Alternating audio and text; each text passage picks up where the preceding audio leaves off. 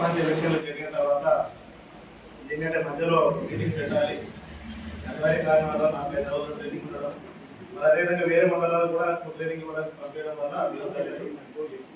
అయితే ఇక్కడ మన ఫస్ట్ ఎలక్షన్ అయిపోయిన తర్వాత మన గ్రామ పంచాయతీకి మొదటి విడత లోపల 2,50,000 రూపాయలు రావడం జరిగింది.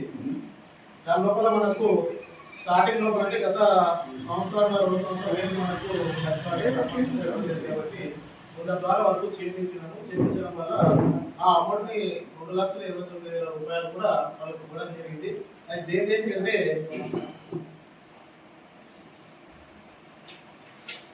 ఒకటి ఎస్సీ కాలనీ లోపల పైప్ లైన్ వేయడం జరిగింది. దానికి 44,943 రూపాయలు చెల్లించడం జరిగింది. రెండోది వచ్చేసి పైప్ లైన్ రిపేర్స్ అంటే సీసీరోడ్ బలగొట్టి కొన్ని రిపేర్లు చేయడం జరిగింది విలేజ్ లోపల. ఆ రిపేర్లకు అన్నిటికీ కూడా 45,470 రూపాయలు అయింది. అది రెండు కూడా ఎంపీలు ఉన్నాయి. ఆ ఎంపీల ప్రకారం మనం చెల్లించడము జరిగింది. మరి అదేవిధంగా సంవత్సరం లోపల స్టార్టింగ్ లోపల మన వర్షాకాలం స్టార్టింగ్ అప్పుడు బ్లీచింగ్ పౌడరు, తర్వాత లైము, తర్వాత దాంతోపాటు మన దోమల మందు, మరి అదేవిధంగా ఫాయింగ్ సంబంధించినటువంటి కెమికల్, తర్వాత వాళ్ళకి సంబంధించిన మెటీరియల్ తెప్పించడం జరిగింది.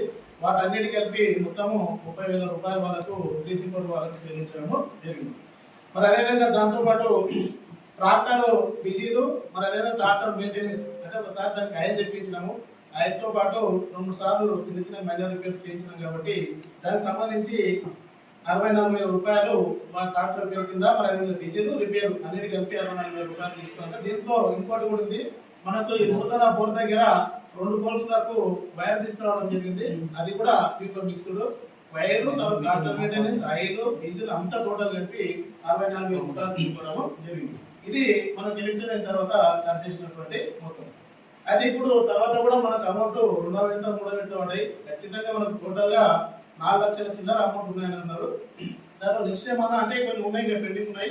ఆ పెండింగ్ వర్క్స్ వాళ్ళకి చెల్లించిన తర్వాత మీరు ఇంకేమైనా ముఖ్యమైన వర్క్ ఉంటే చేసుకోవడానికి అవకాశం ఉంది.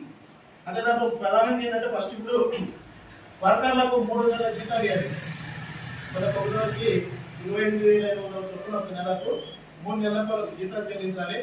మరి రెండోది వచ్చేసి మనకు బల్బులు కూడా 50 బల్బులు మన గ్రామంలో కూడా వేయడం జరిగింది. ఆ బల్బులకు కూడా అమౌంట్ చెల్లించింది. ఇంకొకటి 90,000 వరకు సంబంధించినటువంటి ఇంకొక ఎంపీ ఉంది. ఈ 3 వరకు ఉన్నాయి. దీంతో పాటు మెయింటెనెన్స్ కింద పెట్టినటువంటి కొన్ని మెయింటెనెన్స్ జీపీ మెయింటెనెన్స్ కింద ఉన్నాయి. అవి కూడా ఈ 4 వర్క్లకు సంబంధించిన అమౌంట్ చెల్లించింది. అవి అయిపోయిన తర్వాత మన గ్రామంలో ఇంకేమైనా ముఖ్యమైన వర్క్ ఉంటే చేసుకోవాలి.